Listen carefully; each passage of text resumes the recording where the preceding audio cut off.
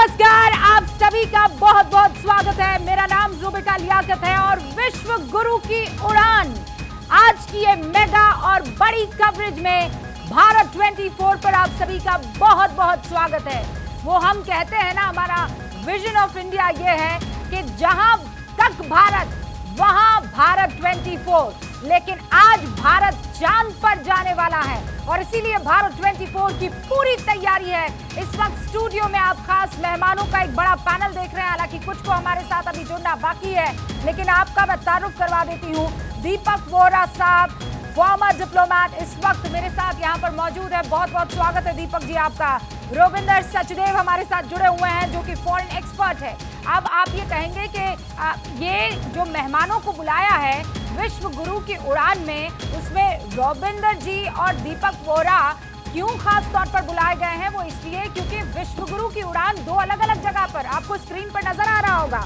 एक तरफ प्रधानमंत्री नरेंद्र मोदी की वो यात्रा है जो दोस्ती को और मजबूत कर रही है मैक्रो के साथ, और इसीलिए कह रहे हैं मोदी और मैक्रो की यारी दुनिया देख रही है। और दूसरी तरफ चंद्रयान 2 की तैयारियां पूरी हो चुकी है, माफ कीजिएगा चंद्रयान 3 की तैयारियां पूरी हो चुकी है, चंद्रयान 2 की गलतियों से सीखकर। और इसीलिए जो भारत की ताकत बढ़ रही है वो बताने के लिए यहाँ आपको वो सारे मेहमान दिख रहे हैं, चाहे वो दीपक वोरा जी हो, रोविंदर सचदेव हो और जनरल के सिन्हा डिफेंस एक्सपर्ट के तौर पर हमारे साथ जुड़ने वाले हैं, और मेजर मोहम्मद अली शाह साहब भी हमारे साथ यहाँ स्टूडियो में जुड़े हुए हैं। आप सभी का स्वागत है। सर, मैं आपको स्क्रीन पर दिखाऊं उससे पहले आपको ये बता देना चाहती हूँ कि आज भारत 24 की तैयारी कैसी है। हम आपको ये दिखा देना चाहते हैं कि चंद्रयान 3 जो इस वक्त काउंटडाउन, वो जो आखिरी काउंटडाउन है वो शुरू हो चुका है और 2:35 वो वक्त है, और इसके बारे में डिटेल्स हमको बताने वाले हैं डॉक्टर राजेंद्र यादव, जो कि एक्स डीआरडीओ साइंटिस्ट है, मतलब डीआरडीओ में काम कर चुके लेकिन साइंटिस्ट अभी भी है। और हमारे साथ यहाँ पर डॉक्टर सुमिता मुखर्जी है, जो कि जियोग्राफर हैं, और वो आपको डिटेल में बताएगी कि क्या खोजबीन होने वाली है, किस तरीके की तैयारियां की जा रही हैं। तो इस वक्त पहला आपको जो स्टेप है, एक तो 3 स्टेप है, मैं लॉन्चिंग की बात कर रही हूँ, उस स्टेप को पहले समझा देते हैं। पहला ये कि लॉन्च से पहले का स्टेप होता है, वहां पर किस तरीके की तैयारियां होती हैं वो हमारे साथ साइंटिस्ट मौजूद है जो बताएंगे। दूसरा स्टेप क्या है, लॉन्च और रॉकेट को अंतरिक्ष तक लेकर जाना, ये महत्वपूर्ण चीज है। फिर तीसरा है धरती की अलग अलग कक्षाओं में चंद्रयान 3 को आगे बढ़ाना, और इस दौरान चंद्रयान 3 करीब 6 चक्कर धरती की चारों तरफ लगाने वाला है। फिर वो दूसरे फेज की तरफ बढ़ जाएगा और दूसरा स्टेप होगा लूनर ट्रांसफर फेज, यानी चंद्रमा की तरफ भेजने का काम। इस फेज में ट्रैजेक्टरी का ट्रांसफर किया जाता है और स्पेसक्राफ्ट लंबे से सोलर ऑर्बिट से होते हुए चंद्रमा की ओर बढ़ने लगता है। हो सकता है आप लोगों को लग रहा हो कि ये मैं क्या बता रही हूँ, कई लोगों के सर के ऊपर से बात निकल रही हो, क्योंकि मैं भी जब पढ़ रही हूँ तो कुछ चीज़ें मेरे भी समझ में नहीं आ रही है, और इसीलिए समझाने के लिए यहाँ पर खास मेहमान जो हैं वो जुड़े हुए हैं। तीसरी स्टेप मैं आपको पढ़कर सुना देती हूँ। चांद की कक्षा में चंद्रयान 3 को भेजा जाएगा। चौथा स्टेप ये होगा कि इसमें यान चंद्रमा की सतह से 100 किलोमीटर ऊंची कक्षा में चक्कर लगाना शुरू कर देगा। और फिफ्थ स्टेप होगा प्रोपल्शन मॉड्यूल और लूनर मॉड्यूल एक दूसरे से अलग हो जाएंगे, और फिर डी बूस्ट फेज, यानी जिस दिशा में वो जा रहे हैं उसमें गति को कम कर दिया जाएगा। पिछली बार आपको याद होगा चंद्रयान 2 में वो गति बहुत तेज थी, वो गतिशील था और इसीलिए क्रैश लैंडिंग हो गई थी। इसीलिए प्री लैंडिंग फेज, यानी लैंडिंग से ठीक पहले की स्थिति, और इस स्टेप में लैंडिंग की तैयारी शुरू की जाएगी। और इसी तरीके से लगातार ये जो स्टेप्स है उसमें एक स्टेप आएगा जब हमारा सपना पूरा हो जाएगा, और वो सपना ये होगा कि हमारा चंद्रयान चंदा मामा की उस धरती पर मौजूद होगा और वहां से हिंदुस्तान के तिरंगे को लहरा रहा होगा और हम चौथा मुल्क, चौथा देश बन जाएंगे। शुरुआत मैं सर आपसे इसलिए करना चाहती हूँ, लेकिन दो तस्वीरें उससे पहले, फ्रांस से भी तस्वीरें आ रही है, ये तस्वीरें दो आपकी, और इसलिए हम कह रहे हैं ना ये विश्व गुरु की उड़ान है।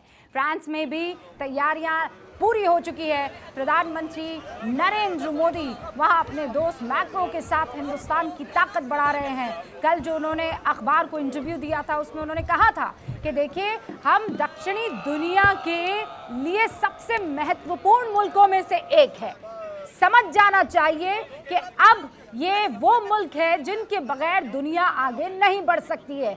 ये सुपर पावर के इर्द गिर्द घूमने का जो हमारा सपना था, अब उस सपने को आप साइड में रख दीजिए। अब हम नया सपना है।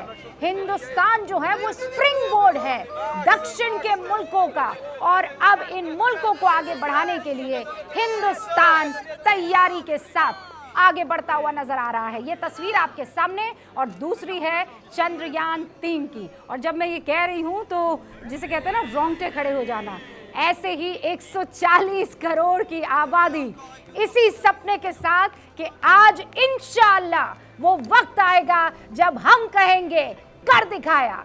हमने वो चंद्रयान 2 का जो आखिर की खामी रह गई थी, और उसमें याद होगा इसरो के जो चीफ है वो किस तरीके से रो पड़े थे, इमोशनल पूरा देश था, प्रधानमंत्री नरेंद्र मोदी को गले लगाया जा रहा था। लेकिन दीपक वोरा साहब, ये दो तस्वीरें गदगद करती हुई विश्व गुरु की उड़ान बताती हुई। आभारी हूँ आपका मैम, बहुत अच्छा लगता है आपके चैनल पर इतनी अच्छी तरह से आप बताती हैं, आप बहुत कुछ सीखना और बाकी चीजें करके अपनी जानकारी। इस समय फ्रांस में 2M शो चल रहा है, मोदी मैक्रोन शो। मैंने 2M शो मैंने अपने डिप्लोमेटिक करियर की शुरुआत पेरिस में की थी। मैं पढ़ा हुआ हूँ यूनिवर्सिटी ऑफ सॉर्बोन। और एक चीज़ आपको बता देता हूँ पर्सनल लेवल पे, 46 साल पहले उस लड़की का हाथ पकड़ के पेरिस के ब्रिजेस के नीचे पूछा था मुझसे शादी करोगी, बोली हाँ, आज तक मेरी पत्नी है। So Paris has a very special. नहीं so it's triple M, no Deepak ji, Modi Macron marriage marriage and marriage, 4M हो गए, तो 4M हो गए sir. So you know my favorite song still remains, आपने सुना होगा, My Darling Why I Sing This Song is easy to explain. That's what happens all around the bridges of the Seine. ये बड़ी खूबसूरत जगह है, जब वहाँ बैठ जाओ। देखो मैम, लंदन एक राजधानी है जिसको अंग्रेजों ने अपने लिए बनाया था, लेकिन फ्रांस के लोगों ने पेरिस को पूरी दुनिया के लिए बनाया, फॉर अफेक्शन एंड लव। अब जब मैं पोस्टेड था एम्बेसी में, तो हमारे 3 विशेषज्ञ भी वहां पर होते थे। एक न्यूक्लियर टेक्नोलॉजी से संबंध रखते थे, दूसरे स्पेस, और तीसरे जो हमारे थे उनका संबंध था with transportation, with energy. France एक बहुत इनोवेटिव देश है। मैं आपको बताता हूँ, give me just a minute, कि आपको मालूम है कि भारत में जो स्क्रीन पर दीपक साहब, हाँ जी, पूरे भारत में जो है लोग वो कैच लाइन जो टीवी पे और फिल्मों में आती थी, एक तो ये थी कि डर के आगे जीत है, सब लोग वो जानते हैं, और फिर एक था ये दिल मांगे मोर। तो जब मैं फ्रांस में पोस्टेड था, उनकी एक कैच लाइन, उनके पास तेल नहीं है लेकिन टोटल दुनिया की सबसे बड़ी ऑयल कंपनी है। उनके पास यूरेनियम नहीं है लेकिन 80% उनकी जो एनर्जी है वो आती है फ्रॉम न्यूक्लियर सोर्सेज। तो उस समय वो लोग एक इश्तिहार देते थे कि हमारे पास पेट्रोल नहीं है लेकिन हमारे पास दिमाग है। तो फ्रांस की जो टेक्नोलॉजी है लिक्विड प्रोपल्शन, उन्होंने उसको पायनियर किया। और आपने नाम सुना होगा इस साइंटिस्ट का, नंबी नारायण, जिनके साथ बहुत बुरी चीजें बाद में हुई, अब तो सही हो गया। मैम वो गए थे पहले लिक्विड प्रोपल्शन सीखने के लिए, फिर सॉलिड प्रोपल्शन अमेरिकियों ने 90s में बहुत दबाव डाला, हम नहीं देंगे, हम पर प्रतिबंध लगाए, रूस को बोला तुम भी मत दो। फ्रांस हमारे साथ हमेशा रहा है। तो आज ये जो लॉन्च हो रहा है, और ये तुम्बा इक्वेटोरियल लॉन्च सेंटर जो आप जानती हैं, शुरुआत उसकी फ्रांस के साथ हुई थी। फ्रांस हमारा दोस्त रहा है, and today if Modi and Macron are going to be there, अभी थोड़ी देर के बाद आप देखेंगे बास्ती डे परेड जो उनका नेशनल डे है, लोग उसको बास्टील कहते हैं, फ्रेंच में double L is an E, so it's Basti. तो बास्ती डे परेड जो आज आप देखेंगे और यहाँ पर लॉन्च हो रहा है, एक तरफ धरती पर दोस्ती है, दूसरी तरफ आकाश में हमारी दोस्ती है। अद्भुत, अब आप बताइए। अद्भुत। आपने दोनों ही उड़ानों को बहुत खूबसूरती से शब्दों में पिरो दिया है। और अगर मैं ये जो साइंटिफिक तरीके से एक एक करके स्टेप समझा और सुना रही थी चंद्रयान 3 को लेकर, जिस तरीके की यहाँ पर सुगबुगाहट है डॉक्टर राजेंद्र यादव, अगर मैं उन चीज़ों को समझना चाहूँ कि आज आपके लिए सबसे महत्वपूर्ण क्या होने वाला है डॉक्टर यादव? सबसे पहले मैं मैडम आपको नमस्कार करता हूं। Thank you so much. और आपने ये मौका दिया। सबसे जो बड़ा टेस्ट होने वाला है वो टेस्ट है सॉफ्ट लैंडिंग का। और सॉफ्ट लैंडिंग का क्या मतलब? सॉफ्ट लैंडिंग का मतलब है कि जब हमारा लैंडर जब चंद्रयान पर लैंड करेगा, हाँ। तो उस समय उसकी वर्टिकल वेलोसिटी 2 मीटर पर सेकंड होगी। माने 1 सेकंड में वो 2 मीटर नीचे गिरेगा। हाँ। और 1 सेकंड में 0.5 मीटर वो आगे बढ़ेगा। तो इतना कम वेलोसिटी में जब हमारा लैंडर लैंड करेगा तो बिल्कुल सेफ रहेगा। और इसमें जब हम सफलता पाएंगे, मैडम, हम विश्वगुरु पहले भी थे और अब भी बनेंगे। अद्भुत अद्भुत अद्भुत। लेकिन पिछली गलतियों से आप कह रहे हैं सर, ये बड़ा टेस्ट और चैलेंज है हमारा, उससे हम सीखे हैं। और जैसे मैं इसरो के चीफ को सुन रही थी, उन्होंने ये कहा था हम डिफेंसिव मोड में जो है हमने अपनी तैयारियां की हैं। हम कहाँ कहाँ फेल हुए थे, कहाँ कहाँ हो सकते हैं, उनको ध्यान में रखकर हमने तैयारियां की है। और इसीलिए कुछ ऐसी ही तैयारी देखिए ना, जैसे डॉक्टर यादव बता रहे हैं कि हमारा सबसे बड़ा चैलेंज, सबसे बड़ी परीक्षा ये है कि सॉफ्ट लैंडिंग हो जाए, मजबूती के साथ, लेकिन लैंडिंग हमारी सॉफ्ट हो जाए। और अगर वो हो गया तो फिर एक चंद्र दिन यानी 14 दिन हिंदुस्तान या मतलब धरती के, वो उसमें कितना टाइम लगेगा, क्या किया जाएगा? अगर डॉक्टर मुखर्जी आप हमें बता पाए।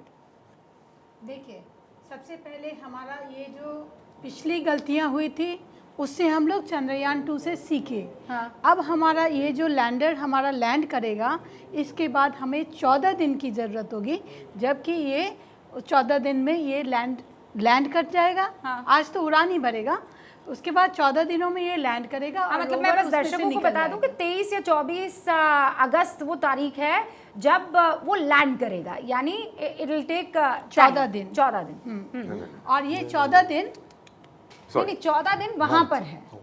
वहाँ रहेगा 42 days। 14 दिन। 42 days days, total mission। 3 lakh kilometre की उड़ान जो है वो सफर तय करने के बाद वहां वो चंद्रमा का जो 14 दिन। लैंडिंग एक होगा। दिन है वो धरती के 14 दिन है।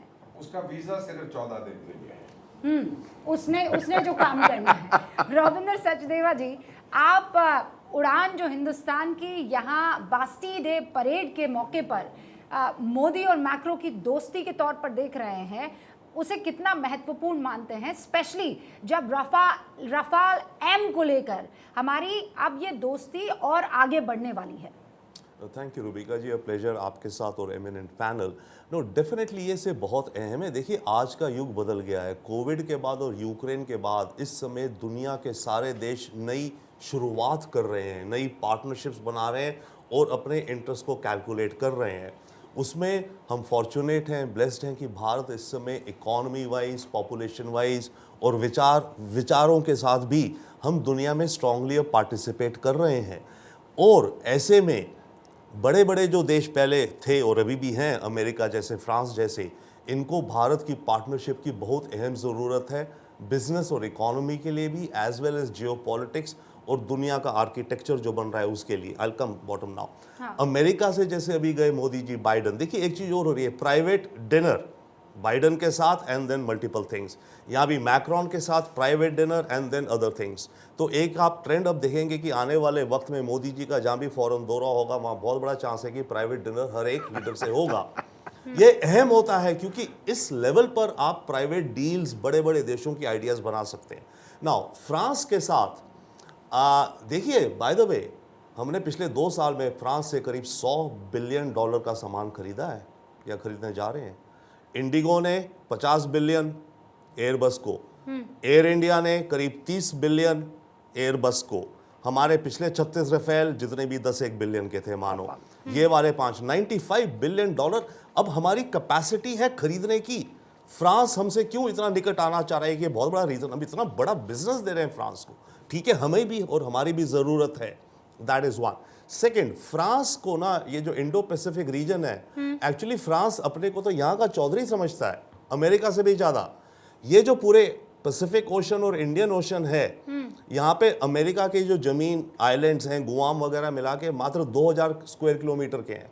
फ्रांस की जो कॉलोनीज हैं यहाँ पे 25,000 स्क्वायर किलोमीटर की हैं। फ्रेंच सिटीजन्स करीब 2.5 मिलियन रहते हैं इन सारे आइलैंड्स में। कैम 1 है आपका, हाँ, या दैट्स द कैमरा। सामने No, वाला, that's it. Oh that one, Yeah, big that's one, उधर देखिए, Oh, this वो one. जो हाथ Oh, हिला I'm रहे sorry, हैं। extremely नहीं, नो sorry. आपका प्रोफाइल आ रहा था, अब फ्रंटल आ रहा है। Yeah, sure. या हम तो- भी लॉन्चिंग फेज में ना। Sure. या गो अहेड। हाँ, तो करीब 25 लाख फ्रेंच सिटीजन्स रहते हैं इस इंडो पैसिफिक इलाके में। एंड बाय द वे इन 25 लाख में से भारतीय ओरिजिन के करीब 5 लाख हैं।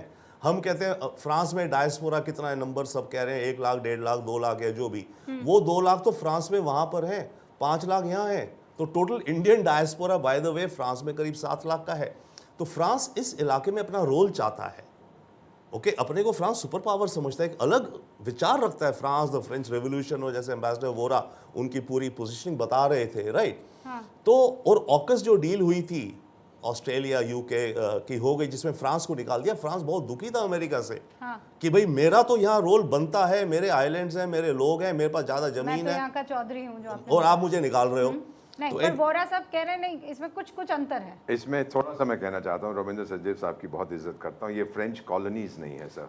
फ्रेंच बहुत नाराज हो जाएंगे। टेरिटरीज हैं, डिपार्टमेंट्स हैं। डिपार्टमेंट दूसरा में, टेरिटोर दूसरा में। नो, कॉलोनी मैं उस सेंस से नहीं कह रहा था। कॉलोनी में अपने व्यूअर्स को आसान समझाने के लिए फ्रेंच लोग बड़े सेंसिटिव हैं Sure, इसके कि but ये फ्रांस का हिस्सा है। या एग्जैक्टली, ये डिपार्टमेंट है। These are known as departments And territory. Sir, I speak French fluently. I Fair studied enough, at the departments and Sorbonne. territories. That's right. Colonies तो मैं इस हिसाब से बता रहा हूँ कि एक आइडिया हमारे दर्शक को रहे कि हम क्या कहना चाह रहे हैं इलाके। But all I know in French is comment allez-vous? Très bien, merci. ये भी फ्रांसी इसी में बात। तो चलिए ये कॉन्वर्सेशन फ्रेंच में होगी आगे। आई थिंक लेकिन ये फ्रेंच में जो जय हिंद हो रहा है और फ्रांस में जो जय हिंद हो रहा है, मेजर अली, हमारे 269 जवान वहाँ पर मौजूद हैं। हमारी जो तीनों सेना है वो वहाँ पर मौजूद है। How important it is from that perspective, क्या लगता है आपको? आपका बड़ा अच्छा सवाल है रुबीना जी। और देखिए, जय हिंद एक ना आपका भी कैंप 1 है सर, मैं बता मेरा भी कैंप 1 है, ओके। सो जय हिंद जो है एक ऐसी क्रह है जो किसी मजहब से नहीं है, किसी कास्ट से नहीं है, किसी क्रीड से नहीं है, किसी क्षेत्र से नहीं है। ये पूरे हिंदुस्तान का एक नारा है एक तरीके से। और ये सुभाष चंद्र बोस आजाद हिंद फौज ने ये नारा दिया था। अब आप देखिए, मैं जितने भी मेरे को लोग फ्रांस में सुन रहे हैं या मेरे जो दोस्त जो जैसे एम्बेसडर वोरा के जो साथी हैं जो पक्का सुन रहे होंगे, उनको मैं कहना चाहूंगा बॉन्जो कवतालेवू। और आपने मैसी बुकू, आपने बिल्कुल सही फरमाया। 3-4 लाइनें तो अपन रट ही लेते। जी जी। तो ये जय हिंद जो है ये एक ऐसा नारा है हर जगह पे। मैं तो हमेशा इसको इंकरेज किया है, कहीं पे भी गया हूँ। और जब बाहर विदेशों में ये नारा लगता है और यहाँ पे हमें लोग बोलते हैं जय हिंद, तो सीना फख्र से चौड़ा हो जाता है। और ये एक ऐसा मौका है जहाँ पे राफेल की उड़ान तो बस्ती डे पे परेड पे भरी जाएगी, जी हाँ, लेकिन आप देखिए चंद्रयान 3 की उड़ान भी उस टाइम पे, मैं अभी कुछ दिन पहले विंग कमांडर राकेश शर्मा साहब के साथ गुफ्तगू में था, उनका मैंने इंटरव्यू किया था और उनसे मैंने बात करी स्पेसशिप होती कैसी है, दिखती कैसी है, अंदर से कैसे क्या माहौल होता है और क्या चैलेंजेस आते हैं, वो पूरा उन्होंने संक्षेप में बताया था। तो आप देखिए, अगर आपको याद होगा कल्पना चावला जी तकरीबन 2003 की बात है मेरे ख्याल से, तकरीबन राउंड अबाउट दैट टाइम उनका जो स्पेस क्राफ्ट था वो पहुंच नहीं पाया बदकिस्मती से। और जो हमने गलतियां करी हैं पास में, बल्कि चंद्रयान 2 की जो गलती, मैं तो उसको भी एक तरीके से ग्लास हाफ फुल है या हाफ एम्प्टी है, मैं चंद्रयान 2 को भी एक तरीके से सक्सेसफुल मिशन मानूंगा। हालांकि भला ही लैंडिंग ठीक से नहीं हो पाई हुई होगी, लेकिन हम वहां तक पहुंचे। और इसीलिए डॉक्टर यादव कह रहे हैं कि हमारा सबसे बड़ा चैलेंज वो है, हमने बाकी सारी चीजों में सक्सेस हासिल की है, अब जो हमारी लैंडिंग है वो soft landing is our challenge. अभी कुछ हमें वहाँ फ्रांस से तस्वीरें मिल रही हैं, वो तस्वीरें हम दिखाना चाहते हैं क्योंकि वहाँ पर अब परेड की तैयारियां लगभग पूरी हो चुकी है। और सुनिए हमारे जवान कितने मुस्तैदी से और फख्र के साथ वहाँ उस जमीन पर कहेंगे वंदे मातरम, जय। तो दुनिया भी देखेगी और हमारी इंडियन आर्मी का जोश भी दिखाई देगा सब। मोदी जी को अभी जब हम इस पद पे आगे बढ़ेंगे और लास्ट में सलूट करेंगे तो हमारे लिए बड़ी प्राउड मोमेंट होगा सब। सर जी एक minute sir. Just give me 1 minute. I'll just finish. बंदों के अंदर बहुत ज़्यादा जोश है जो आज फाइनल डे को आपको परेड में दिखेगा कि हमने क्या प्रिपरेशन किया है। लास्ट 1 मंथ से हमने प्रिपरेशन किया है इस चीज़ के लिए और वो फाइनल डे आज हम दिखाना चाहते हैं कि हाँ हमने क्या लास्ट 1 मंथ में तैयारी करके और रेडी किया है अपने गार्ड को।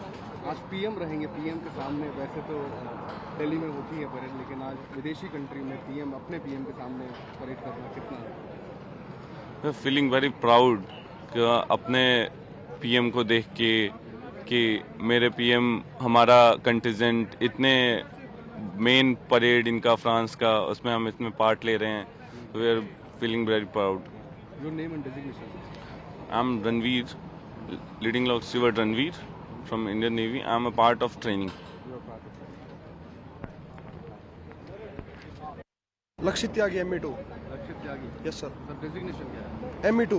ME2, yes sir. Okay sir, France में आके आप परेड कर रहे हैं, आज प्रधानमंत्री के सामने परेड करेंगे, यस सर। तरीके की फीलिंग है सर? बहुत अच्छा फील हो रहा है सर। फ्रांस की ये best style day parade world की सबसे बड़ी परेड में से एक है, इसमें पार्टिसिपेट करना काफ़ी अच्छा फील हो रहा है, प्राउड फील हो रहा है। कितने लोग आए हैं आपके साथ? सर हम 70 लोग इंडियन नेवी से आए हैं अप्रोक्स, और टोटल अप्रोक्स 270 पीपल आए हैं इंडियन आर्म फोर्सेस से, मतलब आर्मी नेवी एयरफोर्स तीनों से। तो जो फ्रेंच कंटिजेंट है, जो फ्रेंच के जो काउंटर पार्ट यहाँ पे परेड करने, उनसे किसी से दोस्ती हुई? यस सर, काफ़ी सारे लोग आते हैं, हमारी ड्रेसेस के बारे में पूछते हैं, हमारी ड्रिल के बारे में पूछते हैं, तो काफ़ी अच्छा लगता है उनसे मिलके, उनके बारे में हम पूछते हैं, वो लोग हमारे बारे में पूछते हैं, तो काफ़ी अच्छा लगता है। तो 4 रफाल लड़ाकू जेट दो C-17 ग्लोबमास्टर इस परेड में मौजूद रहने वाले हैं। 25 हेलीकॉप्टर, 4300 सैनिक मौजूड रहने वाले हैं और हमारी यानी हिंदुस्तान की 3 सेनाओं के 269 जवानों की टुकड़ी वहां पर मौजूद होगी। और इसीलिए हम कह रहे हैं बेस्टी डे परेड में जय हिंद का वो नारा गूंजने वाला है। अभी हमारे साथ मैं बता दूं, चूंकि ये बड़ी कवरेज है, विश्व गुरु की उड़ान, इसीलिए पूरे देश से रिपोर्टर्स हमारे साथ मौजूद हैं और देशवासियों के मन में किस तरीके का एक्साइटमेंट है ये भारत 24 के जरिए आप तक पहुंचाने की कोशिश होगी। आशीष तिवारी मेरे सहयोगी मुंबई से हमारे साथ जुड़ चुके हैं, थानेश्वर शर्मा अंबाला से हमारे साथ जुड़ चुके हैं, पलक प्रकाश आपको इस वक्त नोएडा में एक घर पर मौजूद है, वहां घर में क्या चल रहा है भाई। जनरली आप जब घर में होते हैं, बारिश हो रही होती है, बच्चे स्कूल नहीं गए होते हैं, तो आप क्या करते हैं? आप मूवी देखते हैं, आप सीरियल देखते हैं, लेकिन आज चंद्रयान 3 मिशन की तैयारी देखी जाएगी। अखिलेश सोलंकी इस वक्त भोपाल से हमारे साथ जुड़ चुके हैं और सैयद तजम्मुल संवाददाता हमारे इस वक्त मौजूद हैं श्रीनगर से। आप सभी का बहुत बहुत स्वागत है। Palak, I am going to start with you. आप कहां पर मौजूद हैं और किस तरीके की वहां पर तैयारियां हैं? रूबिका, इस वक्त मैं मौजूद हूँ नोएडा में, एक घर में मैं मौजूद हूँ। रूबिका, बचपन में हमने बहुत कविताएं सुनी है, चंदा मामा दूर के, चंदा मामा आ जाए, ऐसे तमाम हमने कविताएं सुनी हैं। अपने से छोटों को हम अभी भी सुनाते हैं, लेकिन उस समय शायद हमने ये कभी नहीं सोचा होगा कि वो चंदा मामा, उन तक पहुँच पाना इतना आसान होगा या उन तक हम पहुँच सकेंगे। वहाँ पर चल रही हर एक हलचल हम जान सकेंगे और वो एक अजनबी सी चीज़, एक रहस्यमय चीज़ नहीं रह जाएगी। और यही वजह है कि इंटरेस्ट हर एज को आ रहा है, बच्चों को भी आ रहा है, महिलाओं को आ रहा है, बुजुर्गों को आ रहा है। एक बहुत ही प्यारी सी, बहुत ही खूबसूरत तस्वीर मैं आपको इस वक्त दिखाना चाहूँगी। मैं नोएडा में जहाँ पर मौजूद है, एक छोटी सी बच्ची है, वो तस्वीर मैं आपको दिखाऊँगी। छोटी सी बच्ची है, इससे एक बार बात भी करेंगे। आप बताओ, आप क्या कर रहे हो? मैं प्रे कर रही हूँ कि जो अभी चंद्रयान जा रहा है वो सक्सेसफुल हो जाए। तो देखा रूबिका आपने, मतलब ये छोटी सी बच्ची, इसको भी इंटरेस्ट है। इसके साथ साथ मैं यहाँ पर मौजूद हूँ। यहाँ पर एक बार मैं कैमरामैन को कहूँगी, आपको सब यहाँ पर टीवी पर देख रहे हैं, भारत 24 को देख रहे हैं, एंकरिंग आप जो कर रही हैं वो देख रहे हैं। जिस तरीके से चंद्रयान को लेकर एक्साइटमेंट है वो आप देखकर अंदाजा लगा सकती हैं। यहाँ पर जो महिलाएं हैं वो भी मेरे साथ मौजूद हैं। ऋतु जी यहाँ पर मौजूद हैं, कई बार हमारे साथ स्टूडियो में भी ये मौजूद रहती हैं, हम इनसे वहाँ पर भी बातचीत करते हैं। एक बार हम यहाँ पर बातचीत करने की कोशिश करेंगे। कितने आप एक्साइटेड हैं? और खास बात इसमें ये भी है, जो चंद्रयान 3 है, इसमें हमारी जो लखनऊ की बेटी हैं उनके कंधों पर सारा जिम्मेदारी है। और इस पूरी टीम में अगर बात करें तो 3 महिलाएं हैं। तो आपको कैसा लग रहा है, कितनी ज़्यादा एक्साइटमेंट है? नहीं, बिल्कुल, देखिए राष्ट्रीय पर्व है और राष्ट्रीय त्यौहार का माहौल है। सबसे पहले तो मैं भारत 24 के माध्यम से अपने पूरे भारतवासियों को बहुत बहुत बधाई देना चाहूँगी।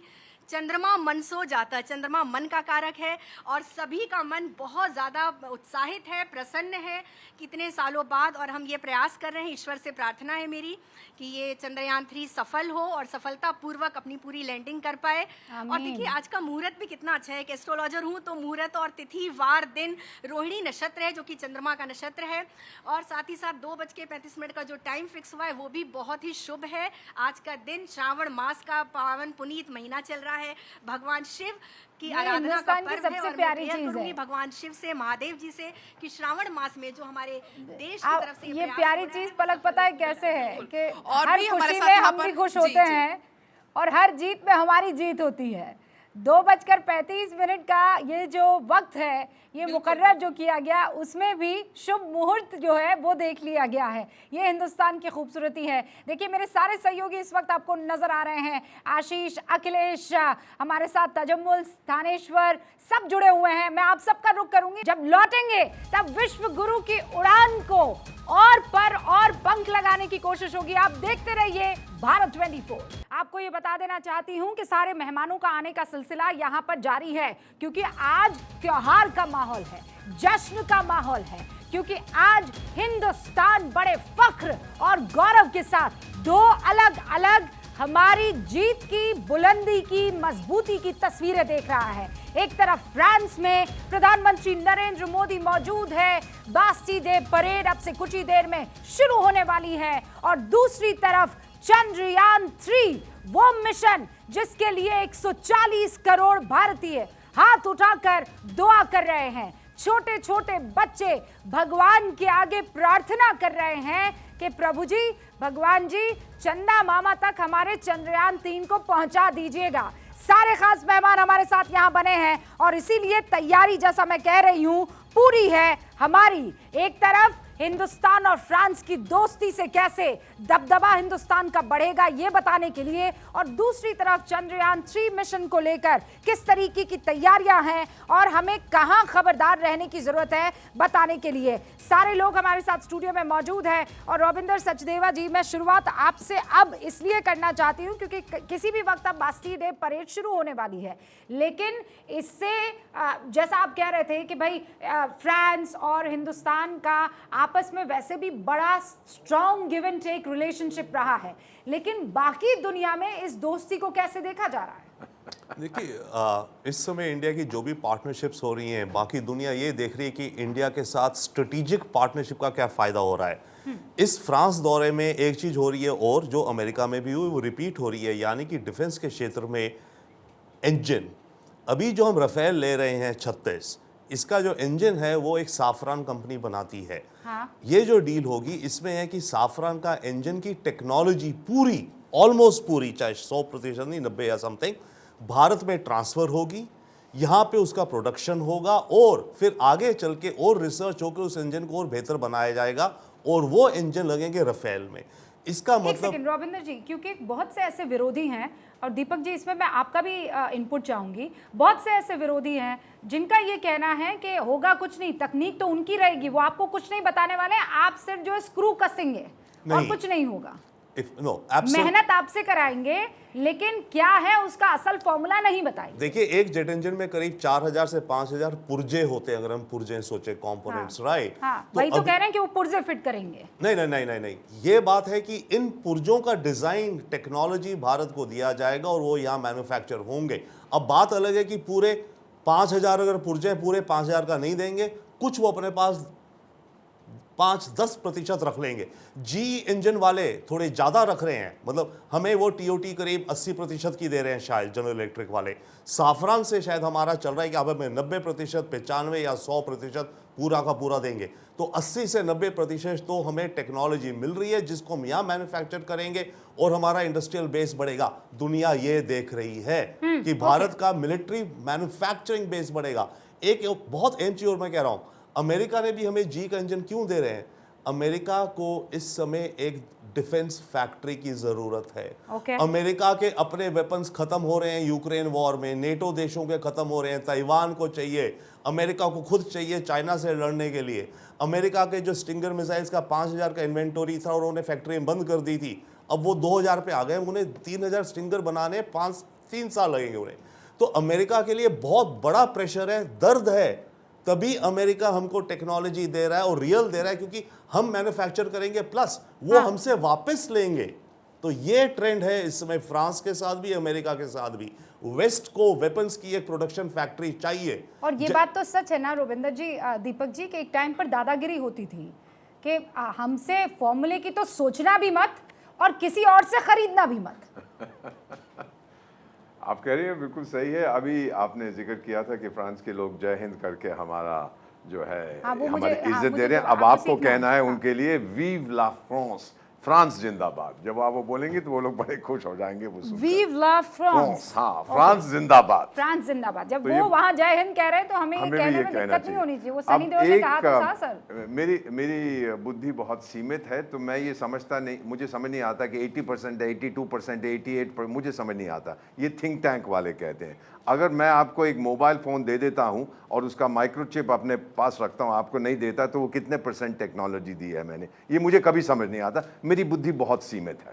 लेकिन जो मैं समझ पा रहा हूं मैम, 60s में 50s में 60s में फ्रांस ने हमें लड़ाकू जहाज दिए थे, ओरेगॉन उनको कहते थे, जिनको भारत में तूफानी के नाम से जाना जाता था, मिस्टर्स। हमारा बेटा मोहम्मद अली शाह आपको बताएगा, जब हमने गोवा में पिटाई की थी पोर्चुगीजी, उनका प्रयोग किया, 65 के जंग में भी उनका प्रयोग हमने किया। फिर ये एलुएट हेलीकॉप्टर्स की जो टेक्नोलॉजी थी वो पूरी तरह से हमने दी, और हमने अपना चेतक हेलीकॉप्टर आज तक हम उसका इस्तेमाल कर रहे हैं। So the French have given us the technology. ये 80-90% बिजनेस मुझे समझ नहीं आता, बट इट्स ट्रू। सो जेवा साहब मुझसे कहीं ज्यादा जानते हैं। So what we are looking at France के साथ पार्टनरशिप है। मैम, नरेंद्र मोदी साहब गए हैं जब फ्रांस में बहुत दंगा हुआ, लेकिन गए हैं स्टेटमेंट ऑफ सॉलिडेरिटी। ये आपकी इंटरनल इशू है, हमें मालूम है, उसको संभालेंगे। भारत में जो कुछ होता है, अभी यूरोपियन पार्लियामेंट ने भी कुछ बकवास की है, लेकिन फ्रांस ने कभी कुछ नहीं कहा। वो भी ये जानते हैं कि हमारी इंटरनल इशू है, हम इसको सॉल्व करेंगे। सो मैम, इतना ही मैं कह सकता हूं, इंडिया और फ्रांस, अगर आप इनको इंसान के रूप में देखें तो दो जिस्म मगर एक जान है, इस वक्त दिखाई दे रहे हैं। Very well explain. हमारे साथ अब 2 और नए मेहमान जो हैं वो जुड़ चुके हैं हमारे साथ। चित्रा यहाँ स्टूडियो में जुड़ चुकी हैं। She is an astronomer. Chitra, आपका बहुत बहुत स्वागत है। तो आज आप चंद्रयान 3 को किस तरीके से देख रही है? हम सबको, जैसे सर कह रहे हैं ना कि दीपक वोरा जी, हम सबकी बुद्धि इस मामले में थोड़ी सीमित है। तो आप ज़रा हमें आसान शब्दों में बता दीजिए कि जो गृहिणियाँ, जो घर वाले आज दर्शक देख रहे हैं, आज उनको क्या क्या दिखेगा, क्या क्या उन्हें इससे समझना होगा? देखिए, जहाँ तक कि चंद्रयान की बात होती है तो अपने आप में सबसे पहले तो ये इंडिया के लिए बहुत बड़ी उपलब्धि है कि हम वापस से इसको दोबारा लॉन्च करने के लिए जा रहे हैं। और उससे हम, ऐसा नहीं है कि हम थक हार के बैठ गए और हमने वापस से स्टेप नहीं लिया। तो हम उसके लिए एक तो सबसे पहले इंडिया को बहुत बहुत कंग्रेचुलेशंस, एंड हम सभी को बहुत सारा कंग्रेचुलेशंस। एंड जहाँ आप बात कर रही हैं कि हमें क्या देखने को मिलेगा, तो सबसे बड़ी कि इंडिया के लिए हमारे मून पे जब हम पहुँचेंगे, जब चंद्रयान मून पर पहुँचेगा, तो हमें पता लगेगा कि एक्चुअल में मून पे क्या क्या उपलब्ध है। हमने जब चंद्रयान 1 के दौरान जब पता लगाया था कि मून पर पानी उपलब्ध है, अब ये पानी कितने अमाउंट में उपलब्ध है, कि इसमें और क्या क्या मिनरल्स, क्या क्या एलिमेंट्स प्रेजेंट है। आप देखते हैं कि धरती पर जो मिनरल्स प्रेजेंट है वो ख़त्म होते जा रहे हैं धीरे धीरे।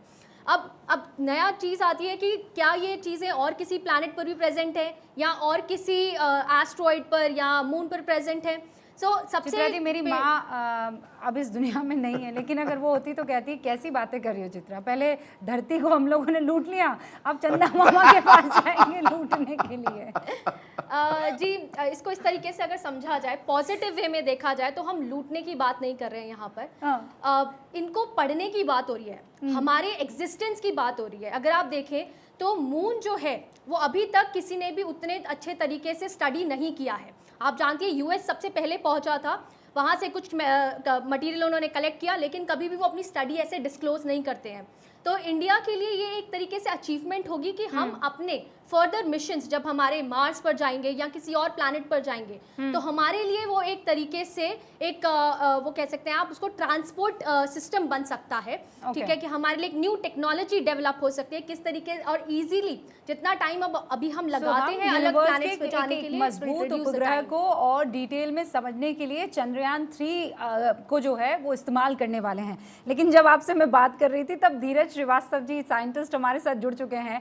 इनफैक्ट मैं उनको स्टूडियो के परे इसलिए देख पा रही हूँ क्योंकि सी थ्रू है हमारा जो स्टूडियो है भारत 24 का। धीरज जी आपका बहुत बहुत स्वागत है। और डॉक्टर अरुण प्रताप सीकरवार भी हमारे साथ जुड़ चुके हैं, वो भी एक साइंटिस्ट हैं। पहले धीरज जी आपसे शुरुआत कर रही हूँ, आप इस मिशन के लिए कितना तैयार, कितना नर्वस, कितना कॉन्फिडेंट हैं? थोड़ी तो नर्वसनेस है लेकिन कॉन्फिडेंस ज़्यादा है, क्योंकि अब पीछे हमारे पास उसका बैकअप है कि कैसे हमारा सेकंड मिशन 5% फेल हुआ था, 90% पास हुआ था। अब उसके बेसिस पे हम फेल्योर मूड एक्शन में आ गए हैं और उसी मूड से इस मिशन को लॉन्च कर रहे हैं। तो आज 2:35 पर होगा क्या?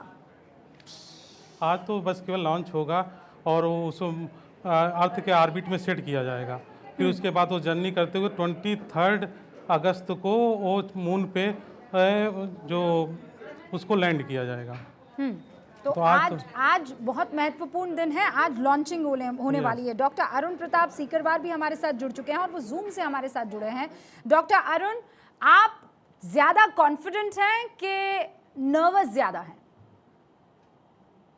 रियली बहुत ही कॉन्फिडेंस ज़्यादा है, बिकॉज हमारा जो इस बार का जो चंद्रयान 3 मिशन है वो फूल प्रूफ रहने वाला है, क्योंकि जो भी गलती अगर हो गई थी चंद्रयान 2 में वो सभी दूर कर ली गई हैं। और इस बार गलतियों का एक ऐसा पैटर्न रखा गया है कि अगर कोई गलती होती भी है तो एक दूसरा पेलोड या दूसरा मैकेनिज्म हमारे एल्गोरिथम का उसे करेक्ट करेगा। तो इस बार आई एम श्योर कि ये मिशन सक्सेसफुल होगा और हम सब लोग खुश रहेंगे। और मेरा उम्मीद है कि 140 करोड़ का भारत देश ही नहीं, पूरी दुनिया की नज़र इस चंद्रयान 3 लॉन्च पर है और ये सक्सेसफुल होगा, ऐसा मेरा विश्वास है और हम सभी का भी है। इंशाल्लाह, आमीन। हम भी यही सोच रहे हैं, हम भी यही चाहते हैं। लेकिन डॉक्टर सीकरवार, कौन कौन सी वो चीज़ें हैं जो इस बार हमारे साइंटिस्ट ने ध्यान में रखी है? जैसे दायरा बढ़ा दिया गया है कि इस बार जो लैंडिंग होगी उसका दायरा वो जो एक सीमित था उसे थोड़ा बड़ा कर दिया गया है, कुछ और बदलाव किए गए हैं, अगर वो आप बता सके मेरे दर्शकों को तो। चंद्रयान 2 के लिए जो जगह रखा गया था जहाँ पर लैंड करना था विक्रम लैंडर को, वो 500 मीटर इंटू 500 मीटर था। इस बार इस एरिया को बढ़ा के 4 इंटू 2.5 करीब 10 स्क्वायर किलोमीटर दिया गया है। और जो हमारा ऑर्बिटर चंद्रयान 2 का है, उसने अभी तक पिछले 4 सालों में साउथ पोल का काफी सारा टोपोग्राफी के फोटोग्राफ्स लिए गए हैं और उन फोटोग्राफ्स को अभी जो हमारा जो इस चंद्रयान 3 के मॉड्यूल को वो फीड किया गया डेटा, तो अभी उतरने के समय वो एरर नहीं करेगा। सेकेंडली, इस बार जो इंस्ट्रूमेंट है वो भी काफी हार्डियर है और मजबूत है और वो अभी 3 मीटर पर सेकंड तक की स्पीड को भी टॉलरेट कर सकता है। और इसके अलावा जो मैपिंग के अलावा जो सॉफ्टवेयर एल्गोरिथम है वो एक फुल प्रूफ रखा गया है। पहले वाला सक्सेस बेस्ड स्ट्रेटजी था, इस बार फेल प्रोवन के एस्पेक्ट में रखा गया कि कोई भी गलती अगर होती है तो वो लैंड प्रॉपर्ली करे। और इस बार का जो क्योंकि ऑर्बिटर ऑलरेडी वहां पर है तो वो इसे गाइड कर रहा होगा। हाँ, ये एक नई चीज़ है डॉक्टर यादव कि इस बार ऑर्बिटर की हमें ज़रूरत नहीं रहने वाली है क्योंकि वो पहले से ही प्लेस हो चुका था चंद्रयान 2 में। डॉक्टर यादव जी, मैम अभी जो मेन फंक्शन है वो रोवर करेगा। हमारा जितना भी एक्सपेरिमेंट किया जाएगा चंद्रमा के ऊपर वो रोवर करेंगे। और डॉक्टर यादव, आप बहुत ही शानदार तरीके से समझा रहे हैं। तो इस वक्त अगर मान लीजिए मेरा बेटा मेरी बेटियां स्क्रीन पर हैं और वो आसान शब्दों में समझना चाहते हैं कि आज होगा क्या, मतलब चंद्रयान 3 मिशन क्या है, तो डॉक्टर यादव उनको कैसे समझाएंगे?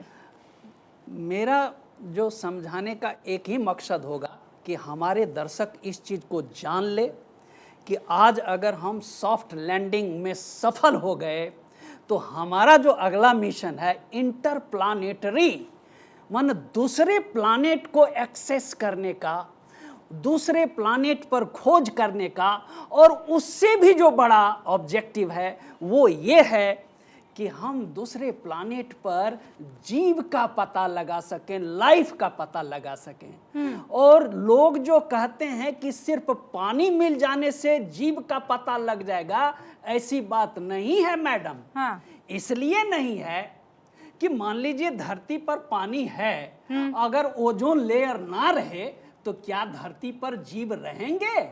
नहीं रहेंगे। इसका मतलब ये हुआ कि हम पानी का तो पता लगाएंगे ही, इसके अतिरिक्त ग्रह के चारों ओर किस प्रकार का एटमॉस्फेयर है, हाँ। वहां ओजोन लेयर है कि नहीं है, इसका भी पता लगाना है मैम। ये सब हमारे साइंटिफिक ऑब्जेक्टिव हैं और अगर हम सफल हो गए तो हम विश्व गुरु थे, विश्व गुरु बनेंगे। बिल्कुल, और यही सबकी उम्मीद है। प्रधानमंत्री नरेंद्र मोदी ने कुछ देर पहले जो है वोरा जी एक ट्वीट किया है। मैं दर्शकों को वो ट्वीट एक बार सुना देना और पढ़ देना चाहती हूँ। चंद्रयान 3 मिशन के लिए उन्होंने शुभकामनाएं दी हैं। उन्होंने लिखा है 14th July 2023 will always be etched in golden letters as far as India space sector is concerned। जहां तक भारत के अंतरिक्ष क्षेत्र का सवाल है, 14 जुलाई 2023 हमेशा सुनहरे अक्षरों में अंकित रहेगा। आगे वो ये लिख रहे हैं, Chandrayaan 3 our third lunar mission will embark on its journey। यानी चंद्रयान 3 यानी तृतीय, हमारा तीसरा चंद्र मिशन अपनी यात्रा पर निकलने को तैयार है। This remarkable mission will carry the hopes and dreams of our nation। ये जो मिशन है वो हमारे देश की आशाओं, आकांक्षाओं और सपनों को आगे बढ़ाएगा। इंशाअल्लाह हम भी यही चाहते हैं।